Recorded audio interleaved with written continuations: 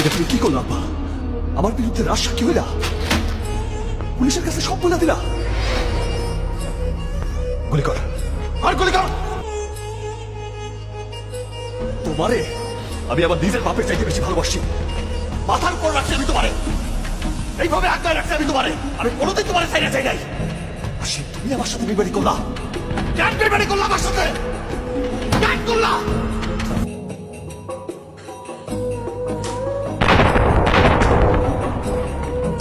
আমি তুফান, আমার কাছে বেঈমানের কোনো জায়গা নাই, আমার কোনো আপনজন নাই। নিতু শুধুই আমার, নিতুরে না পাইলে আমি পুরা দুনিয়া বরবাদ করে দিতে পারি। প্রতি নিঃশ্বাসে নাম তোমার লেখা আমার। আজকের এই ভিডিওতে আপনারা দেখবেন কিং খানের রাতারাতি ভাইরাল হওয়া অস্থির সব ডায়লগগুলি, যে ডায়লগগুলো টিকটক সোশ্যাল মিডিয়া জুড়ে পুরো দেশব্যাপী জ্বর তুলে দিয়েছে। পূর্বের কথা মোতাবেক এখন থেকে পুরো দেশকে তুফানের হাতে তুলিয়া দেব। সে যা চাইবে পাইবে, যা করিতে চাইবে করিবে, তাহাকে কোনো কিছুতেই বাধা দেয়ার এখতিয়ার কেউ রাখিতে পারবে না।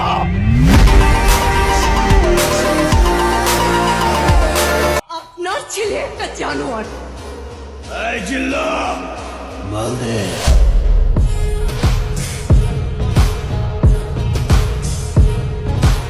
তো কিং খানের এমনই সব রক্ত গরম করা ডায়লগগুলো একসাথে উপভোগ করতে চাইলে পুরো ভিডিওটি শেষ পর্যন্ত দেখতে থাকুন, কেননা শেষে এমন কিছু ডায়লগ রয়েছে যেগুলো এক একটি জোস এবং মারাত্মক। তুফান, খুব ভয় পাইছি রে।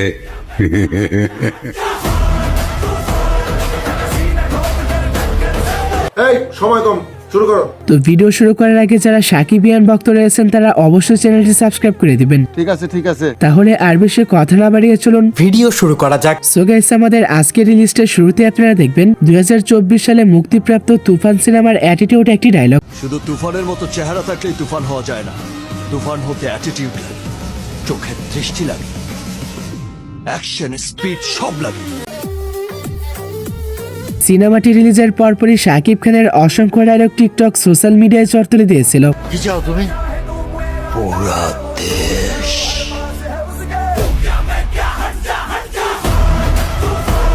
আর তুফান সিনেমায় শাকিব খানের এক একটি ডায়লগ ছিল পুরাই জোস, যেগুলো শুনলে শরীরে আলাদা একটা ভাব চলে আসে। এটা তুমি কি করলাম? আমার বিরুদ্ধে রাজশাহী কি হইলা? পুলিশের কাছে সব বলে দিলা? গুলি কর, আর গুলি কর। তোমারে আমি আমার নিজের বাপের চাইতে বেশি ভালোবাসি। মাথার উপর রাখছি আমি তোমারে, এইভাবে আঁকড়ায় রাখছি আমি তোমারে। আমি কোনোদিন তোমারে চাই না চাই নাই। আর সে তুমি আমার সাথে বিবাদী করলা, কেন বিবাদী করলা আমার সাথে? কেন করলা? আমি তুফান, আমার কাছে বেঈমানের কোনো জায়গা নাই, আমার কোনো আপনজন নাই। এছাড়া তুফান সিনেমায় শাকিব খানের পাশাপাশি মিশা সওদাগরেরও একটি জনপ্রিয় ডায়লগ রয়েছে, যেটা সোশ্যাল মিডিয়ায় ব্যাপক ভাইরাল হয়। বলে কোনো সাধারণ বলে না, এটা হইব তুফান। দেখবা এই তুফান একদিন ডিস্ট্রিক্ট লেভেলে খেলবো।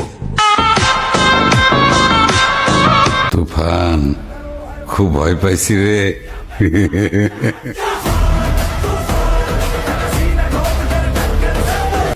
যাই হোক, তারপরে রয়েছে কিং খানের রিসেন্টলি মুক্তিপ্রাপ্ত অন্তরাত্মা সিনেমার রাতারাতি ভাইরাল হওয়া ডায়লগগুলি। আমি কিন্তু আমি যখন আগাই তখন লক্ষ্যে না পৌঁছানো পর্যন্ত থামি না।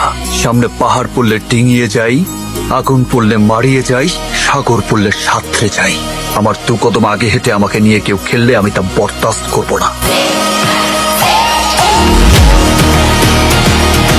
সিনেমাটি যেমনই হোক না কেন, তবে এর ডায়লগগুলো ছিল পুরাই জোস। আমার অন্তরের আত্মায় তোমায় লুকিয়ে রাখতে চাই।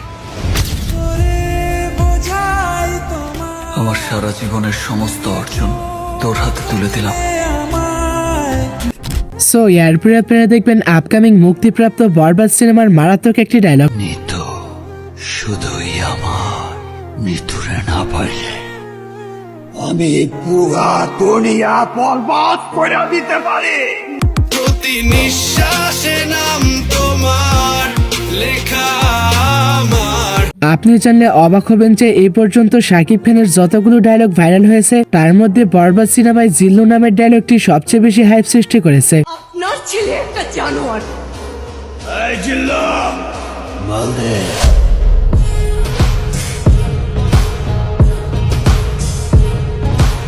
আর সত্যি বলতে বরবাদ সিনেমার প্রত্যেকটি ডায়লগই ছিল মাস্টারপিস। আমি আমার ফিউচার নিয়ে ভাবি না, অতীত নিয়েও ভাবি না।